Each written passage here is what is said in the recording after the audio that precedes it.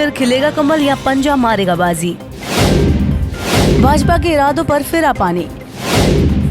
कम voting से बड़ी कांग्रेस की मुश्किलें। विधानसभा अध्यक्ष कठपुतली की तरह कर रहे हैं काम, जयराम।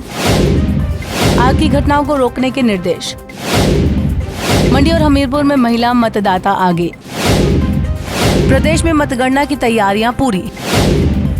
नन्हे हाथों ने दिया पर्यावरण को बचाने का संदेश।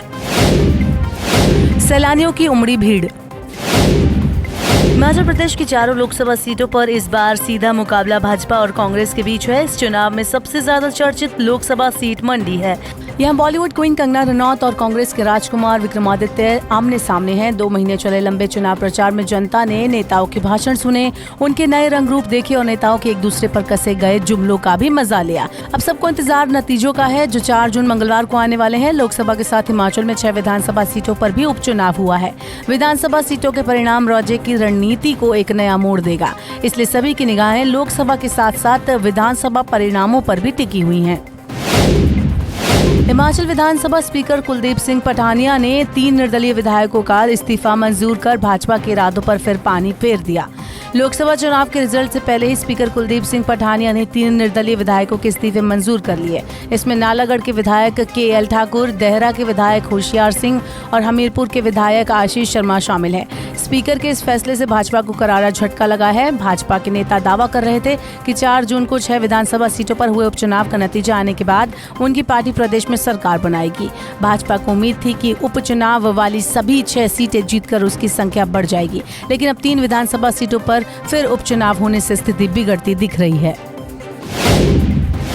हिमाचल में 1 जून को मतदान हो चुका है और अब इंतजार है 4 जून का, जब रिजल्ट की घोषणा होगी। रिजल्ट की घोषणा से पहले ही कांग्रेस सरकार की मुश्किलें बढ़ गई हैं। आंकड़ों के अनुसार कांग्रेस सरकार में 3 मंत्री, विधानसभा स्पीकर, CPS और कांग्रेस की वर्किंग प्रेसिडेंट के 6 विधानसभा हलकों में सबसे कम वोटिंग हुई है। कसुम्पटी से CM सुक्खू के कैबिनेट में अनिरुद्ध सिंह और बैजनाथ के विधायक किशोरी लाल के हलके में सबसे कम मतदान प्रतिशत दर्ज किया गया है। हिमाचल में 3 निर्दलीय विधायकों के इस्तीफे की मंजूरी पर नेता प्रतिपक्ष जयराम ठाकुर ने कहा कि विधानसभा अध्यक्ष को जब यही करना था तो पहले क्यों नहीं किया।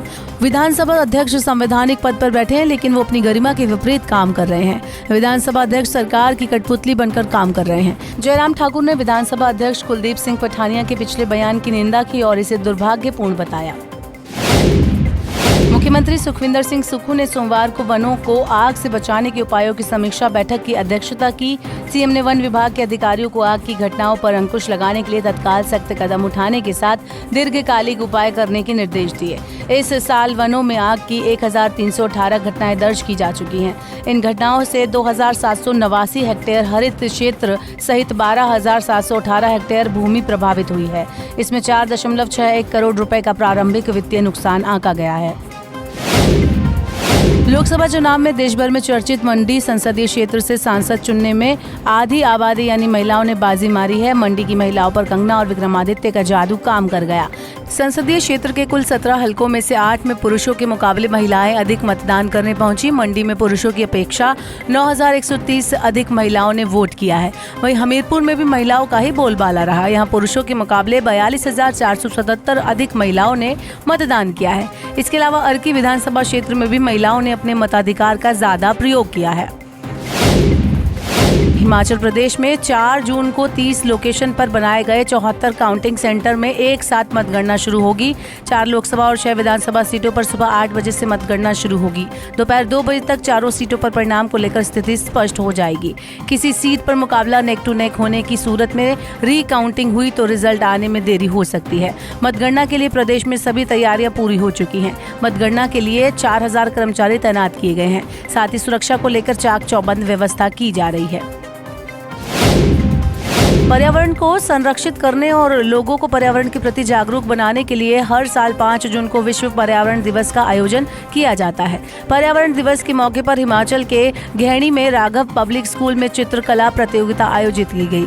इस प्रतियोगिता में छोटे छोटे बच्चों ने खूबसूरत और मनमोहक चित्र बनाकर पर्यावरण बचाने का संदेश दिया।